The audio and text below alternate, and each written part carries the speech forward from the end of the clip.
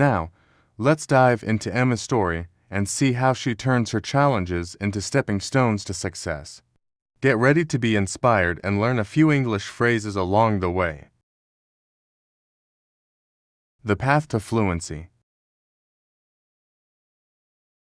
Chapter 1. Small Beginnings. Emma's first lesson was simple. She learned how to say hello, goodbye, and thank you. It felt like stepping into a new world. She practiced each word out loud, laughing at her own mistakes. Hello, Emma, she said to herself in the mirror. Goodbye, Emma. At first, it was awkward. Her tongue felt heavy, and the sounds seemed strange, but Emma didn't give up. She wrote the words in her notebook, repeating them as she walked around her small apartment. Even when her neighbor, Mrs. Jones, raised an eyebrow at her muttering in the hallway, Emma smiled and said, Hello. Mrs. Jones chuckled and replied, Hello. Good job, Emma. That small moment of encouragement made Emma's day. Chapter 2. The Power of Persistence. As weeks turned into months, Emma's vocabulary grew. She labeled everything in her home with sticky notes: door, window, table, and chair.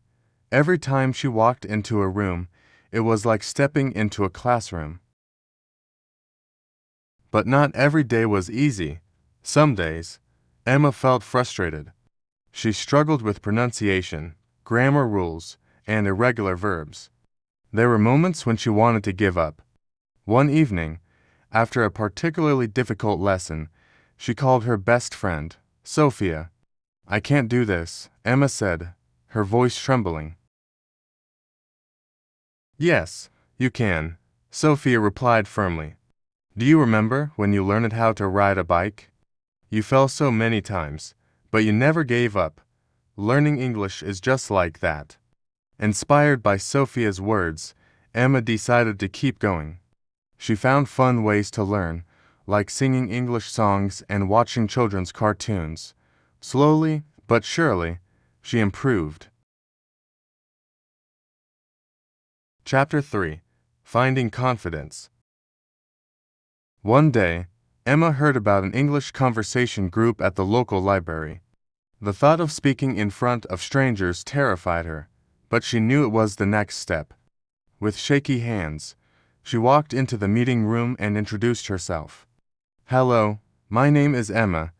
I am learning English, she said, her voice barely above a whisper. The group leader, Mr. Taylor, smiled warmly. Welcome, Emma, you're doing great. The group was kind and supportive. They practiced simple conversations, like ordering food or asking for directions. Emma made mistakes, but instead of feeling embarrassed, she learned to laugh at them. Each session boosted her confidence. Chapter 4. A Dream Realized. Months later, Emma found herself standing at an airport, her suitcase in hand. She was on her way to visit London, a trip she had dreamed about for years. As she boarded the plane, she thought about how far she had come. When she arrived in London, Emma ordered coffee in English, asked for directions, and even made small talk with strangers. Each interaction felt like a victory.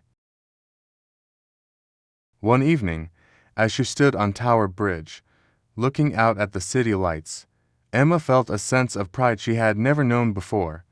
Learning English had been more than just acquiring a skill, it had been a journey of self-discovery. Emma's story reminds us that learning a language isn't just about grammar and vocabulary. It's about perseverance, courage, and believing in yourself. No matter where you start, every small step takes you closer to your goal. Just like Emma, you can achieve amazing things if you keep going one word at a time. Now, it's your turn. What will your English journey look like?